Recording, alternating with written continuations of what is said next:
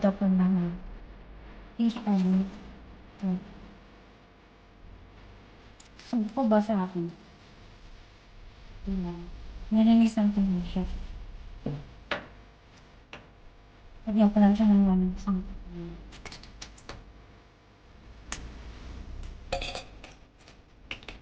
tapos, tatanggalan ko rin siya ng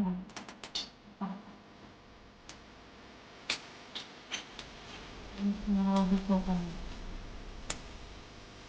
Tinanggalan ko na yung iba. Ayan, tinanggalan ko na siya yung dito, yung sa bitoka niya. Ang kinain.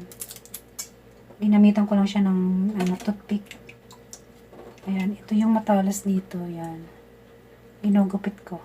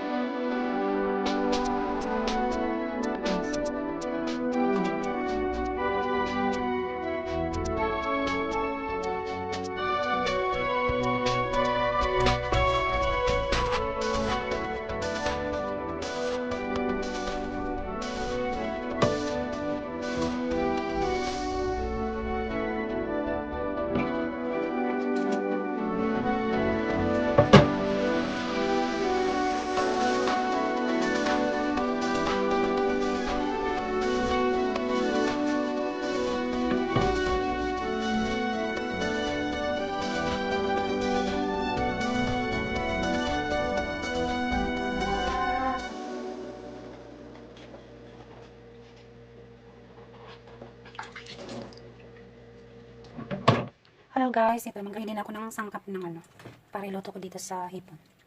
Ayan, meron tayong butter. Tapos maglalagay ako ng ketchup, sugar, tsaka yung red pepper. Tapos lalagyan ko din siya ng cider. Konti lang.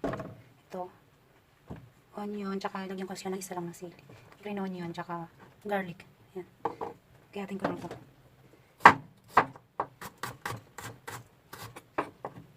Pwede rin siyang fresh garlic na ilagay niyo. Masarap pag maraming garlic. Lagyan nyo rin siya ng paminta tsaka soy sauce.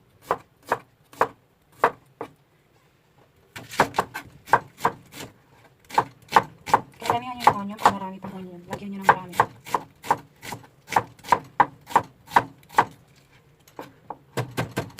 Para may konting anghang siya. Lagyan ko ito. Isa lang. Tapos ito.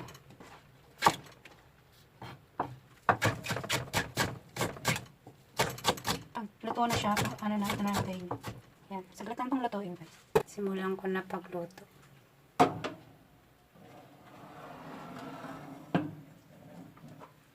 Mainit na yung pangon.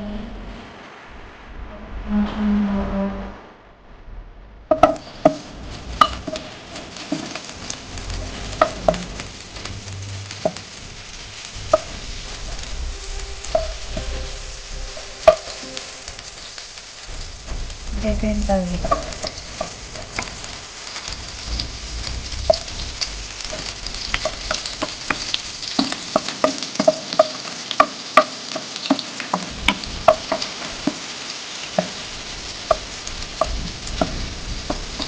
Ganyan lang siya mag-ulit.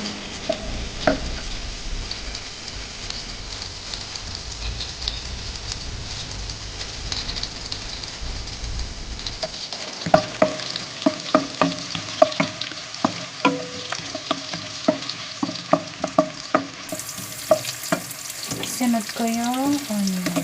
Ayan.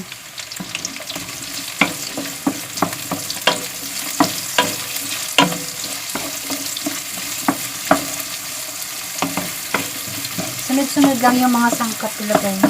Saglit lang to guys. Pag mag-better na yung hipon, itong shrimp, luto na siya.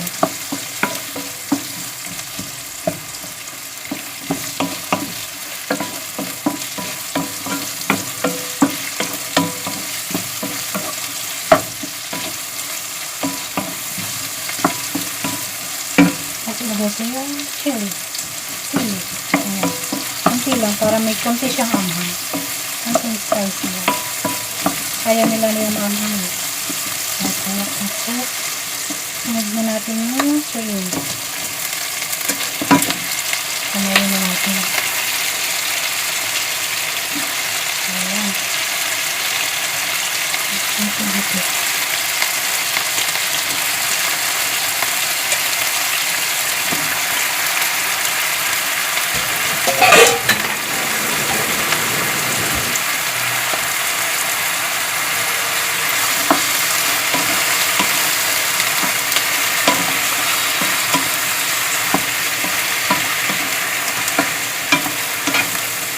Mix lang natin yung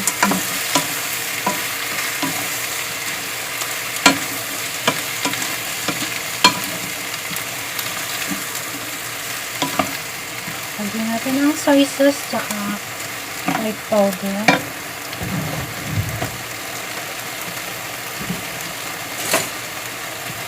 Yan, kontrolin nyo muna para hindi siya maalat.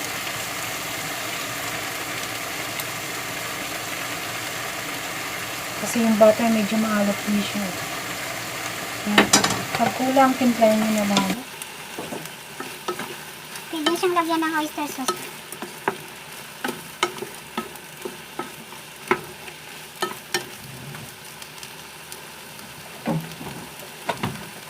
Tapos lagyan natin ng black pepper.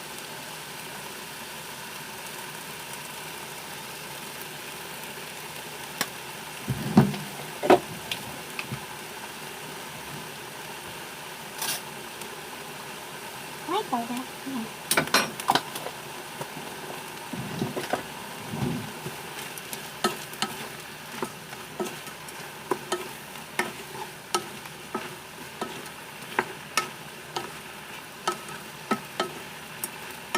Ayan siya.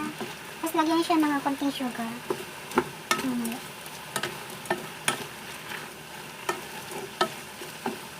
Ayan, ketchup. Lagyan ko siya ng ketchup.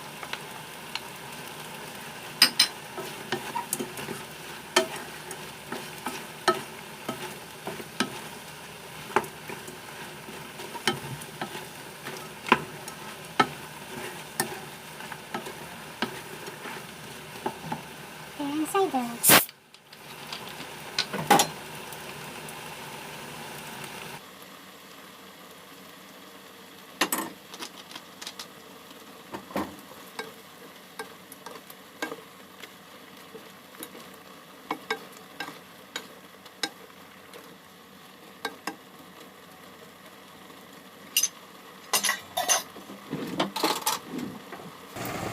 Tapos lagyan ko siya ng 1 teaspoon na red pepper. Ayan.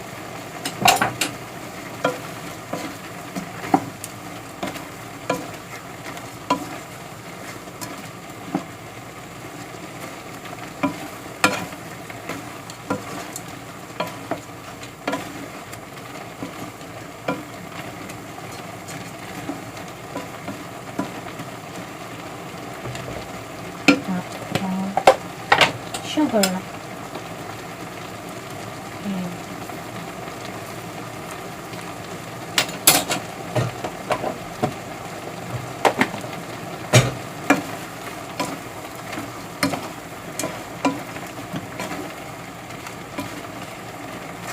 Konti na lang yung tubig kasi tingnan nyo, mayroon na siyang sabaw na konti.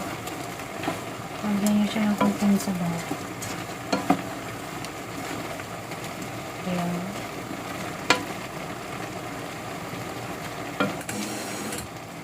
Konti lang na tubig. Ayan.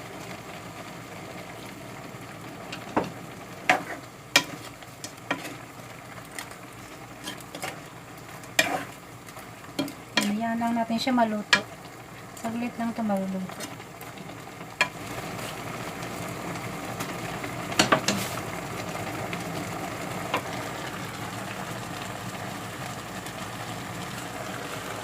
Ayan siya guys. 5 minutes ilalagay ko yung green onion. Paluto na siya eh. Ayan lang natin siya. After 5 minutes, pwede ko na ilagay yung green onion. Timplahin nyo na lang siya para kung balance yung mga nilagay natin sangkap. Pwede siyang lagyan ng wine o kaya yung para dagdag sa lasa. Pantanggal sa lansa ng shrimp. Yan guys. Ano siya guys, lalagay ko na yung green onion. Ayan. Ang konting decoration lang. Dagdag sa lasa. Ayan na siya. Luto na guys. Ayan, luto na siya.